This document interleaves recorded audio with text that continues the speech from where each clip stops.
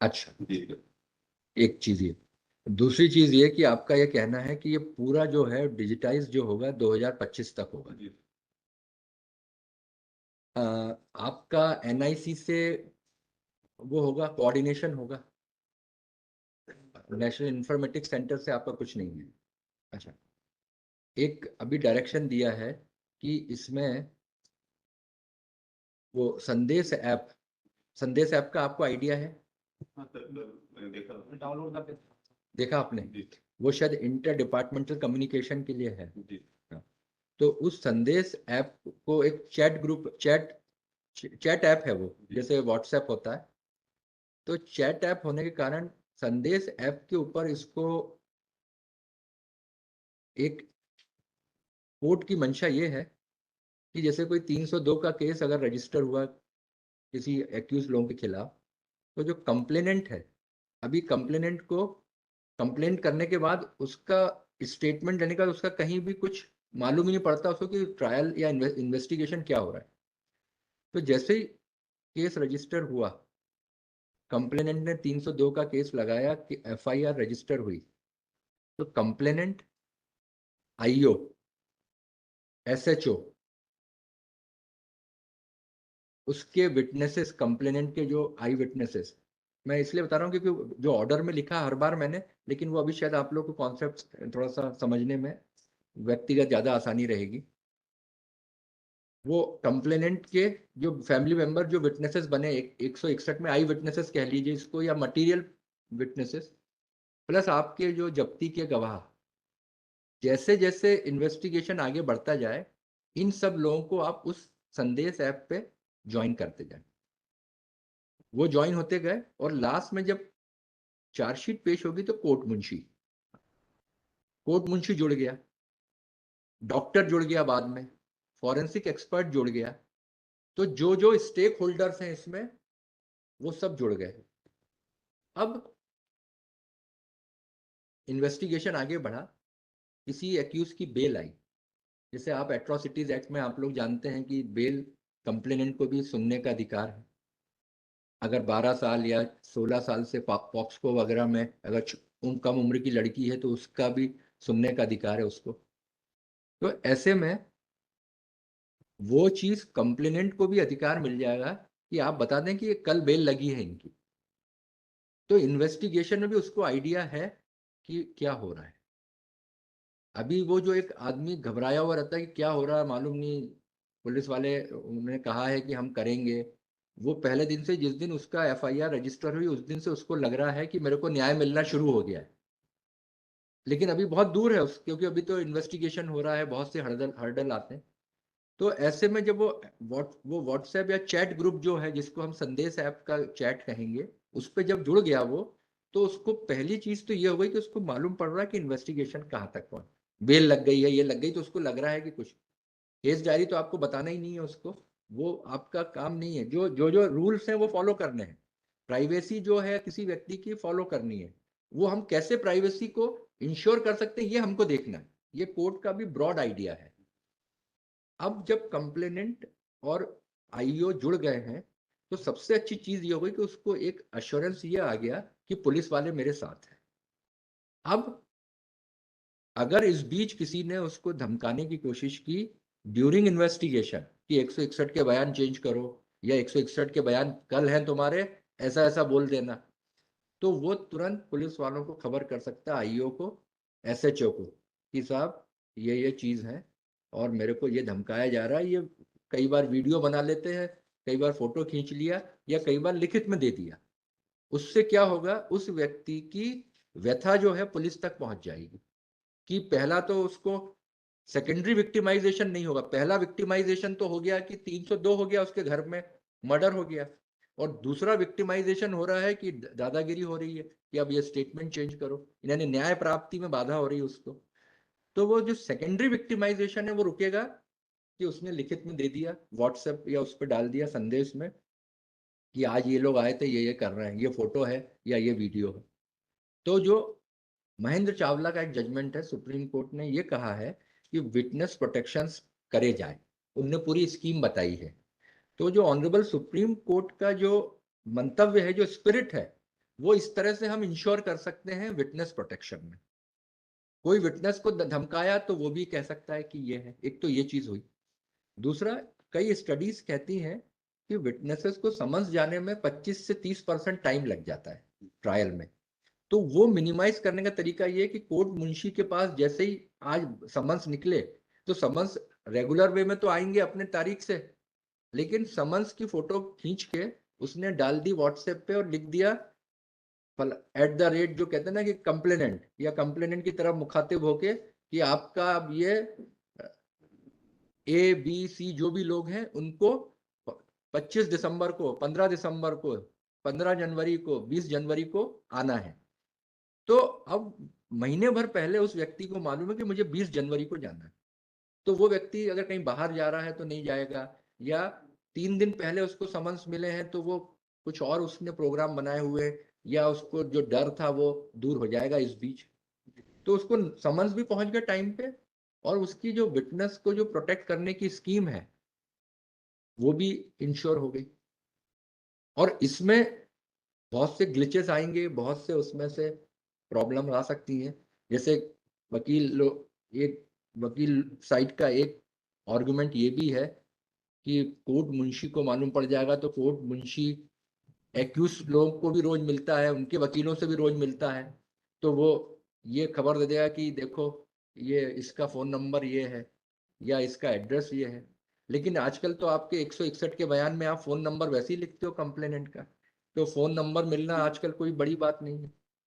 तो phone number मिल भी जाएगा तो बल्कि एक एविडेंस आ जाएगा कि फोन नंबर पे गाली दी कि वो उसने रिकॉर्ड कर लिया। तो थोड़े दिन में आदमी उस बात से भी डरने लगेगा कि यार मैं कोर्ट, अब आज अधिकांश अपराध तो आप ट्रैक कर रहे हैं फोन और कंप्यूटर और मोबाइल से ही है।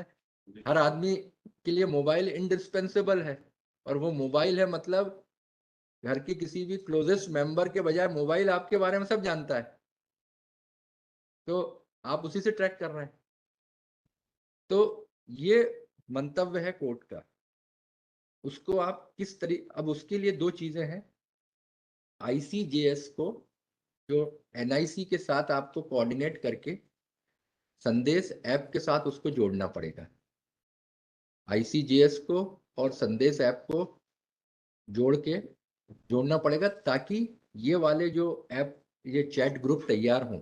और वो चैट ग्रुप, हर क्राइम नंबर एक चैट ग्रुप होगा।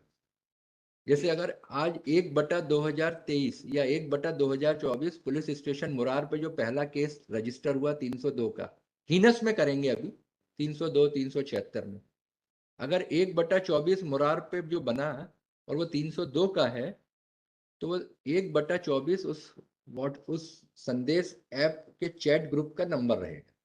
जैसे हमारा नंबर अलग अलग रहते हैं फैमिलीज के, हम कई बार फैमिली या ये फैमिली, ये हम इस तरह से बनाते हैं ग्रुप, तो वो 1/24 हो गया।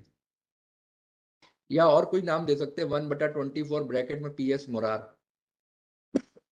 तो उससे, और वो रहेगा जब तक वो ट्रायल चली।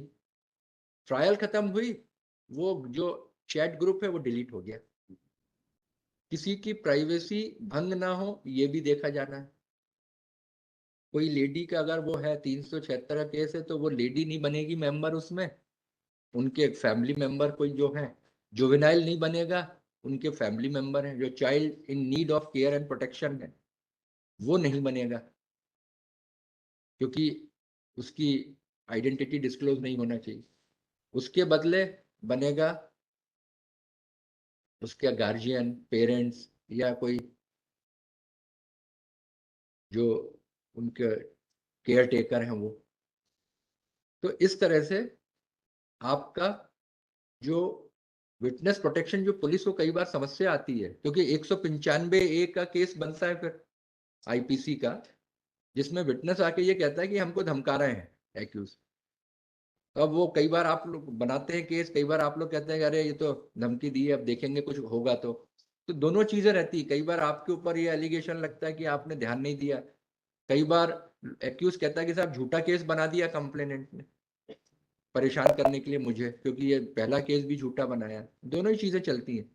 तो उस चीज को भी रिकंसाइल करने के लिए ये विटनेस प्रोटेक्शन में ये हो जाएगा कि आदमी ने कोई सबूत दो भाई, आपको अगर आके कल डांटा या मारा उसने या हमला किया तो कुछ हो सकता है, ऐसा क्या है क्या आपके पास?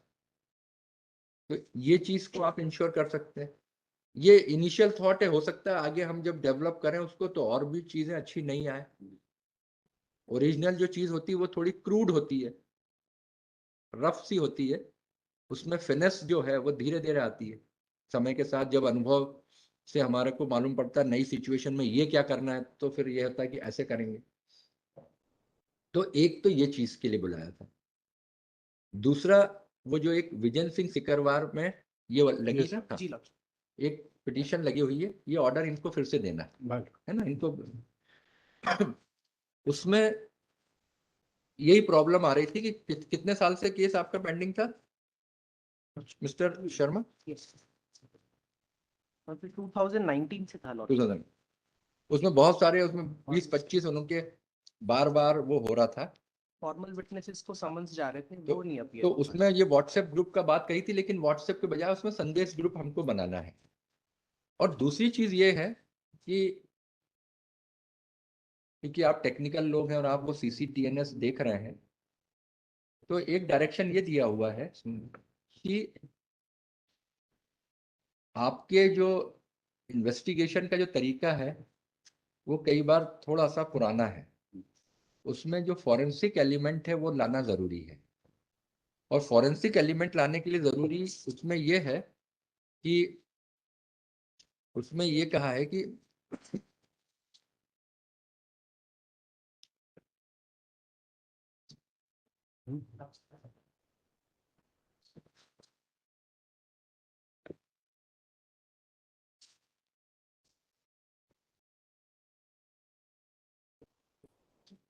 कि वो वाला जो ऑर्डर वो भी देना, क्योंकि ये लोग आए हैं मिस्टर कुशवाहा माय लॉर्ड, वो जो जिसमें वो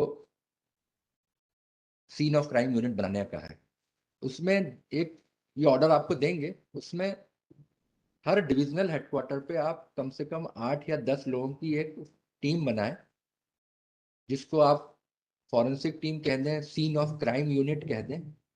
उसका पर्पस ये रहेगा कि जैसे ही कोई हीनस क्राइम हुआ, 302, 376 या लूट हुई बड़ी, और जो स्पेशली सर्कमस्टेंशियल एविडेंस का केस है जिसमें मर्डर हुआ है, मालूम नहीं किसने करा है, लेकिन वो मर्डर की परिस्थितियां ऐसी हैं कि अगर वो फॉरेंसिक इन्वेस्टिगेशन होता तो ये पकड़ा जाता, ये मालूम पड़ता है कि कोई ऐसा व्यक्ति, इस पर्टिकुलर टाइप का व्यक्ति है जिसने ये काम किया है। कुछ फॉरेंसिक लेक्चर्स मैंने सुने हुए हैं कई एक्सपर्ट्स के, तो उससे ये मालूम पड़ता है कि चाकू मारने वाले का जो प्रेशर है और जो विक्टिम के जहां पर जिस अंग पे लगा है और जिस प्रेशर से है, वो भी डिनोट करता है कि वो मारने वाले ने वेंजेंस से मारा है, या लूट करने के इरादे से मारा था, या बदला लेने के इरादे से मारा था। उस आदमी की हाइट या हेल्थ किस साइज की है, और तीसरा उसका मोटिव क्या हो सकता है।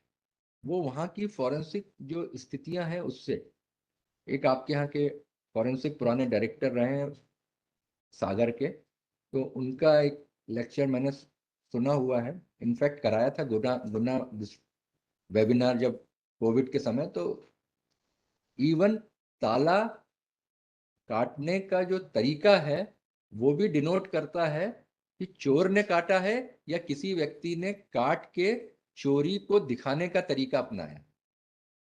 उन्होंने उसको बताया था कि किस तरह से वो काटा गया है, उससे अंदाज लगता है कि चोर ने काटा है जल्दी में या किसी ने समझदारी से ताला खोल के और फिर काटा है। बहुत सी चीजें उसमें फॉरेंसिक एलिमेंट्स आपको अगर बहुत देखें तो, मुर्दा कहता है, बहुत मुर्दा जिंदा आदमी से ज्यादा बोलता है बशर्ते सुनने वाला हो। उस फैक्ट को ध्यान रखते हुए एक 10-12 लोगों की डिविजनल हेडक्वार्टर पे एक सीन ऑफ क्राइम यूनिट बनाइए आप, और जिसमें दो एक या कोई एक आध यंग IPS ऑफिसर हो सकते हैं या सीनियर ऑफिसर हो सकते हैं, एक आध यंग DSP हो सकते हैं, आप लोग जो यंग ऑफिसर्स हैं वो लोग हो सकते हैं, और एक दो कॉन्स्टेबल्स हो सकते हैं। उन लोगों को आप, जैसे भोपाल में नेशनल फॉरेंसिक साइंस यूनिवर्सिटी बन रही है थोड़े दिन में, पूरी फुल फ्लेजेड आ जाएगी। जब तक नहीं आ रही है तब तक आप उनको national forensic science university Gandhinagar में उनको ये सीन ऑफ क्राइम की ट्रेनिंग कराएं। उनको ट्रेनिंग कराएंगे, वहां पर सीसीटीवी फुटेज या डेटा रिट्रीवल इनके ऊपर डिप्लोमा और शॉर्ट टर्म कोर्सेज हो रहे हैं। सीसीटीवी फुटेज के ऊपर, सीन ऑफ क्राइम के ऊपर वहां पर डिप्लोमा और ग्रेजुएशन हो रहा है। तो वहाँ बड़े स्पेसिफिक, मैं विजिट करके आया हूँ तो मैं अपने पर्सनल अनुभव से बताऊंगा। आपके यहाँ के जो आईजी वर्मा जी हैं, ही ऑल्सो विजिटेड, एक कमेटी बनाई थी, तो वो कमेटी इस कोर्ट ने बनाई थी, तो वो कमेटी में वो गए थे जब वो साइबर क्राइम के इंचार्ज थे, तो उन्होंने वहाँ पर पूरा देखा हुआ और उन्होंने वो रिपोर्ट तैयार करी थी, जिसको कोर्ट ने अप्रूव करी। तो उसके बाद मध्य प्रदेश में भोपाल में बन रही है वो यूनिवर्सिटी। तो आप उनसे भी गाइडेंस ले सकते हैं। आप वहाँ जाके वो 10 दिन के 10 लोगों को ट्रेनिंग, 10-15 लोगों को ट्रेनिंग वहाँ दीजिए आप, महीने भर की, 15 दिन की। और वो लोग मास्टर ट्रेनर बने, वो ऐसे ट्रेनर बने कि वो वहाँ से इतनी अच्छी ट्रेनिंग लेके आए कि यहाँ आप लोग को ट्रेन करें, क्योंकि हर आदमी को भेजना वहाँ मुश्किल है। कुछ स्टेट गवर्नमेंट्स भेज रही हैं, ऐसा मुझे मालूम पड़ा है। वहाँ पर वो अपने ऑफिसर्स को, जो नए बैच आते हैं उनको वो एनएफएसयू गांधीनगर भेजती हैं ट्रेनिंग के लिए। बट अगर हम नहीं भेज सकते सबको, तो हमारे 10 या 20 जो मास्टर ट्रेनर्स हैं वहाँ से तैयार होके आ जाएं और वो हमको यहाँ पर ट्रेन करें। तो हमारे यहाँ जो हर डिविजनल हेडक्वार्टर पे नेशनल नहीं, या जो फॉरेंसिक एलिमेंट है इन्वेस्टिगेशन में, वो आएगा। नहीं तो अभी आप लोग खुद जानते हैं कि 27 एविडेंस एक्ट का मेमो तैयार करते हैं उस आदमी को, और फिर उस चार्जशीट पेश करते हैं, थोड़े दिन बाद ट्रायल में वो आदमी हॉस्टाइल हो जाता है। तो बड़ा आर्केक है, पुराना चला आ रहा है, जिसको हमको अपडेट करना विद द टाइम। और विद द टाइम हम तभी अपडेट कर सकते हैं जब हम थोड़ी सी मॉडर्न टूल्स को या टेक्नोलॉजी को हम अडॉप्ट करें। और इन्वेस्टिगेशन में बहुत स्कोप है। तीसरा, एनडीपीएस के जो मैटर्स होते हैं, एनडीपीएस या जो फोर्ज्ड आधार कार्ड वाले आजकल केसेस आ रहे हैं, they are having very wider ramification. उसका इम्पैक्ट आपको लगता है छोटा सा ऑफेंस से हो सकता है, एंटी नेशनल या एंटी सोसाइटी या एंटी, बहुत सी चीजें हो सकती हैं, वाइडर है इसका इम्पैक्ट। एनडीपीएस में आप कैरियर पकड़ते हैं, जो आदमी यहां से वहां लेके जा रहा है सामान, उसको पकड़ा है। जो ओरिजिनेटर है और जहां डेस्टिनेशन है, वहां पर आपका ध्यान कम रहता है। तो वो वाला जो हिस्सा है, आपके डीजी साहब को, आपके दूसरे ऑफिसर्स को डायरेक्शन दिए हैं। रिक्वेस्ट ये है कि आप एनडीपीएस का ये सेंसिटाइजेशन प्रोग्राम अपने ट्रेनिंग मॉड्यूल में जोड़िए, कि अगर कहीं कमर्शियल क्वांटिटी या इंटरमीडिएरी क्वांटिटी जो ज़्यादा है, गांजा वगैरह, अफीम वगैरह 10 किलो 5 किलो यहाँ तक तो ठीक रहती कई बार, लेकिन ज़्यादा अगर है तो ये अफीम आई कहाँ से, गांजा आया कहाँ से, और जा कहाँ रहा था। ये 40 किलो 50 किलो 100 किलो ये आदमी गाड़ी में लेके जा रहा था, मोटरसाइकिल पे या कार में, तो ये किससे लेके आ रहा था, और क्योंकि बाजार में तो मिलता नहीं है, ये किससे लेके आ रहा था और किसको देने जा रहा था।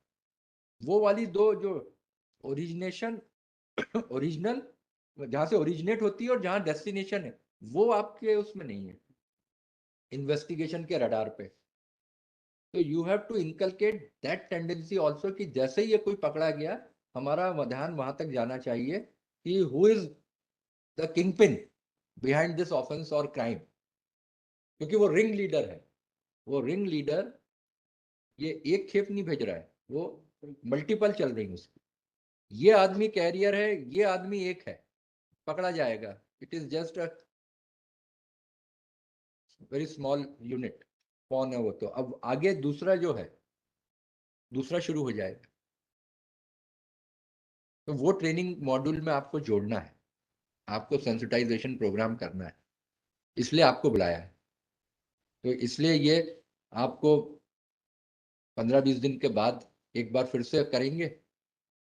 और आपकी जो डिफिकल्टीज हो वो इनको बता दीजिए, जो प्रॉब्लम्स हो, क्योंकि इसमें देखिए आपको बुलाने का पर्पस ये नहीं है कि आपका काम छोड़ के आपको जबरदस्ती बुलाए, केवल डिस्कशन के लिए। अगर आपका कुछ ऐसा लगेगा आपको कि साहब ये प्रैक्टिकल प्रॉब्लम्स है तो आप वो बताइए, उसको दूर करेंगे।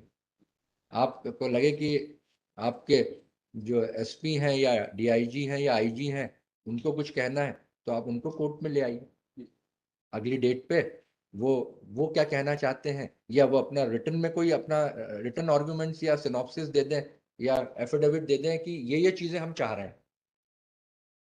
तो जो लीगल फ्रेमवर्क में, जो एक्सेप्टेबल नॉर्म्स में हम जो बेहतर कर सकते हैं इन्वेस्टिगेशन के लिए वो करें, इसलिए आपको बुलाया।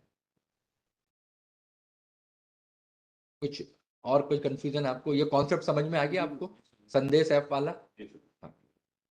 थोड़ा सा कंफ्यूजन है कि जैसे सर आपने बताया आईसीजेएस को इसमें इंटीग्रेट करवाना है। हाँ। संदेश ऐप को, तो जैसे एसएमएस वगैरह की सुविधा तो भी बीच में भी एक बार चली थी। हाँ। तो वो तो हो सकता है फुलफिल हो जाए, लेकिन किसी ग्रुप पे आईसीजेएस के माध्यम से स्वतः ही संदेश जाना मेरे ख्याल से थोड़ा सा इसमें टेक्निकल प्रॉब्लम्स आ सकती है। नहीं तो इसको बेहतर क्या हो सकता है? इसको सर थोड़ा सा निवेदन था कि एचसीआरबी जो भोपाल है उससे एक बार हम कंसल्ट करेंगे, क्या ऐसा हो सकता है? हाँ नहीं देखिए, बेहतर ये कोर्ट का एक, court is not expert body. Court ये जो इतने सारे इन्वेस्टिगेशन में जो प्रॉब्लम्स आ रहे हैं उनको देख के कोर्ट एक अपना एक ब्रॉड एक आउटलाइन दे रही है।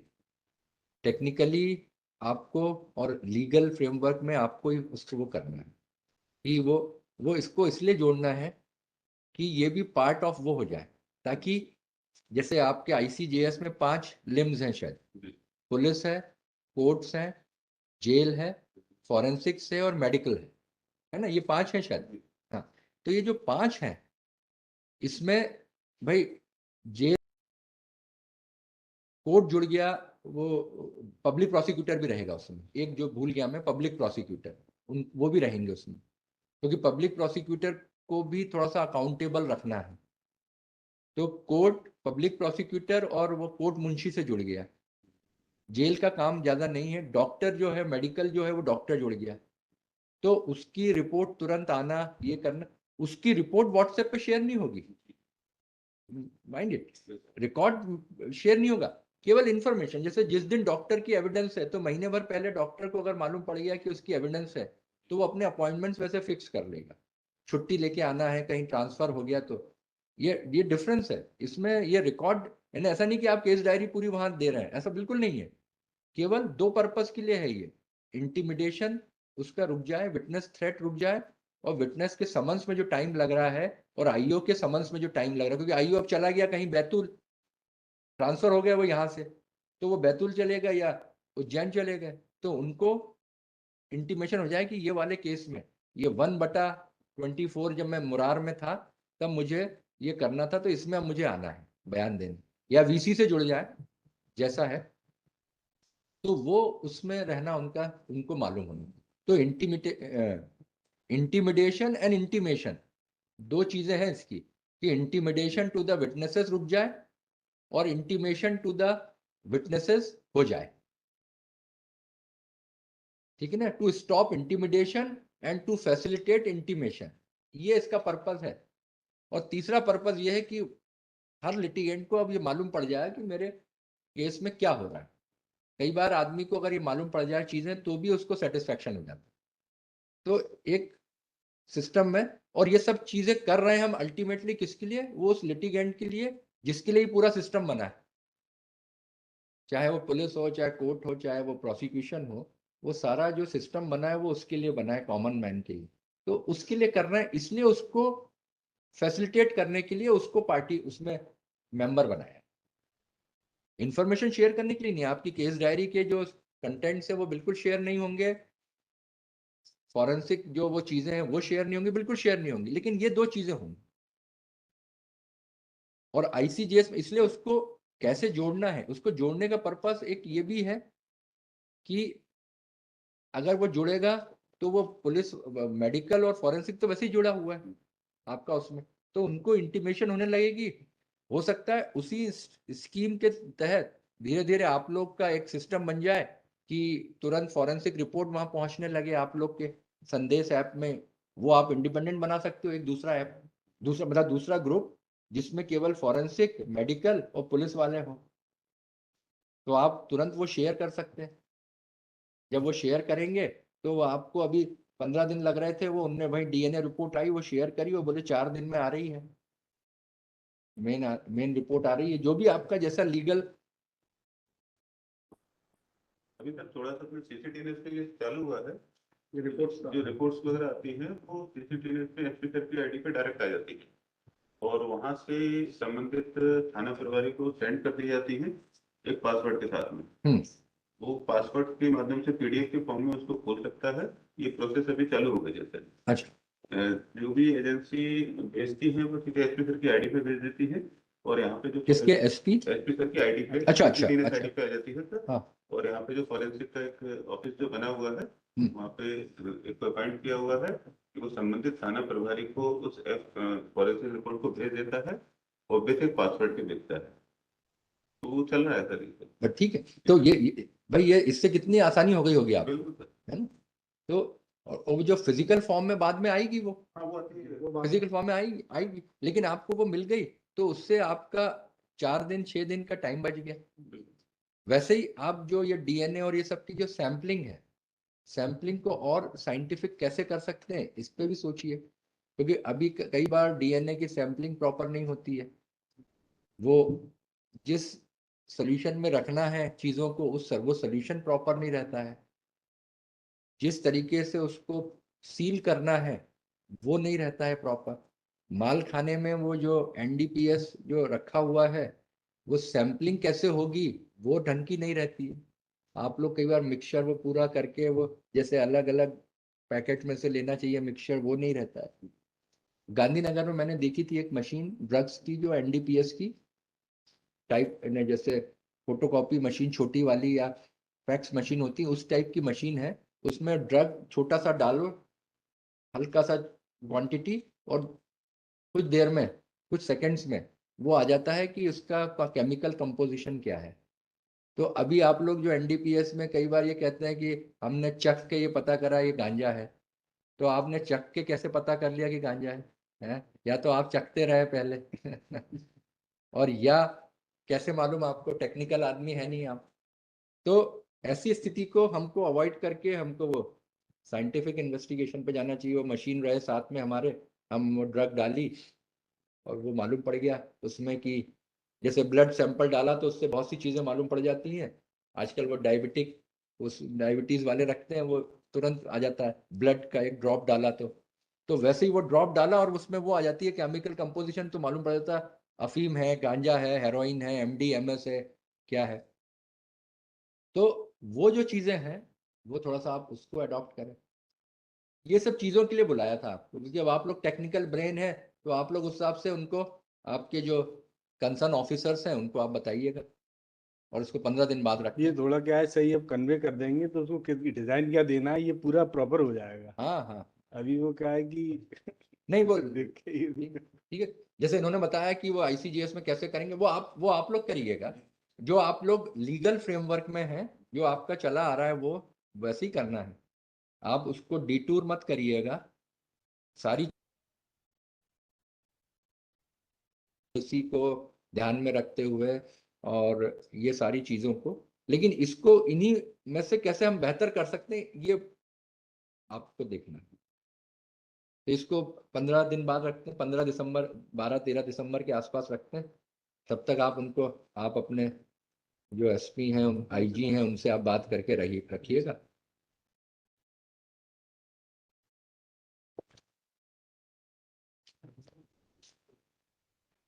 जैसे इस वाले केस में ये जो है एप्लीकेंट ये एमसीआरसी जो है 39865 में, उसमें वो विटनेस है, वो इंटिमिडेशन के लिए ही है।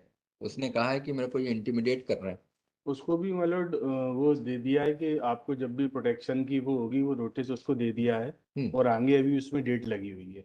संदीप सेब्बाला डायरेक्शन इसी केस में है ना, संदेश सेब्बाला। हाँ, तो इसीलिए कि ये इसलिए बता रहा हूँ कि उसको अगर वो जैसे इस बहाने हमारा टेस्ट भी हो जाएगा कि ये जो ऐप के माध्यम से इफेक्टिव मैकेनिज्म है या नहीं है, ये भी मालूम पड़ेगा। श्री वो मयंक पाठक आए, उनके भाई तो थे एक बिल में, श्याम पाठक। वो भाई हैं उनके? Yes sir. अच्छा, Shri Shyam Pathak, learned counsel for applicant. Shri R S. Kushwaha, learned deputy AG, deputy advocate general for respondent state. Shri Amit Sharma, आप व्हाट्स योर गुड नेम? ऐसा ही Amit Sharma. Shri Amit Sharma, sub inspector, bracket में CCTNS, bracket close, and Shri Vijay Singh Sikarwar, bracket में विजय सिंह सिकरवार ASI, ब्रैकेट में CCTNS, bracket close, Gwalior, are present in person. First of the instant case is filed by a complainant bail application for bail है, purchase- bail application. Bail है ना अच्छा, bail है। 439 जी। The present application is the instant application is bail under section 439 CRPC। वो paragraph पूरा लिख देंगे, first paragraph. Next paragraph, applicant is suffering confinement suffering confinement because of the allegations leveled against him. First one. On 30th October 2023, this court issued certain directions and reiterated earlier directions dated 28th of September 22, passed in MCRC 41617 of 22, bracket में Bantu alias Dharmendra Gurjar versus state of MP, as well as directions issued in the case of Vijendra Singh Sikarwar versus state of MP and others, reported in 2023 SCC online MP 3129. In respect of intimation to the witnesses at the earliest and to check the intimidation meted out to the witnesses during investigation as well as trial. Next para. Officers referred above explained the working of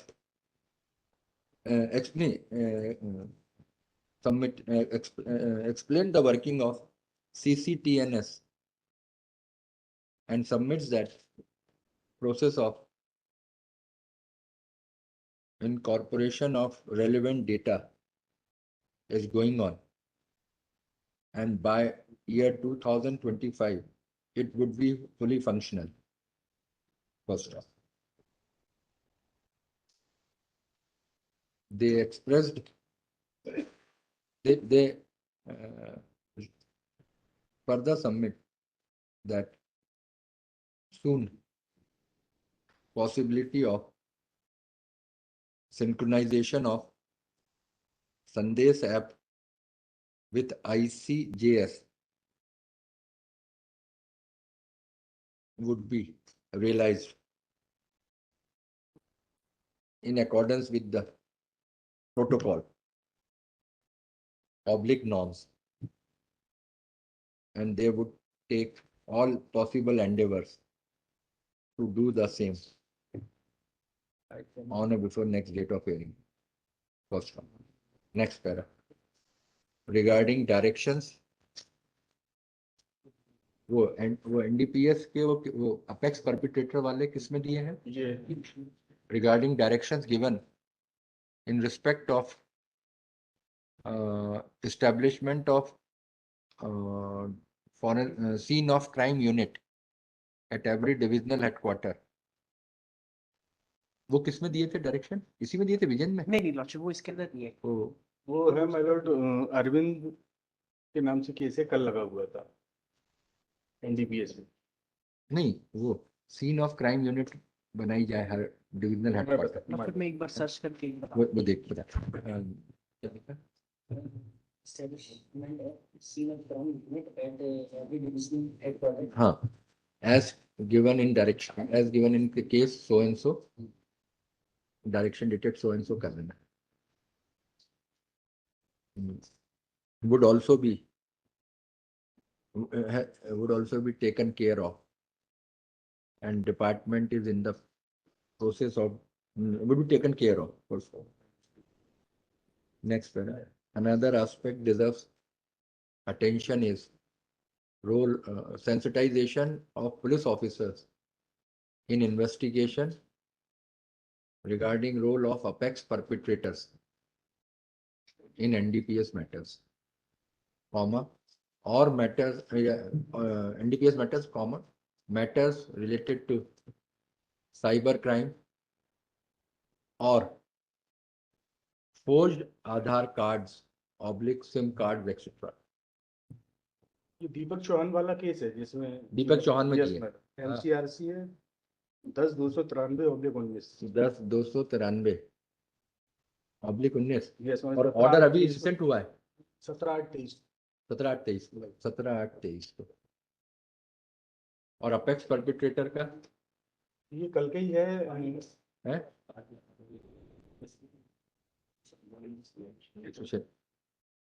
Arvind के नाम से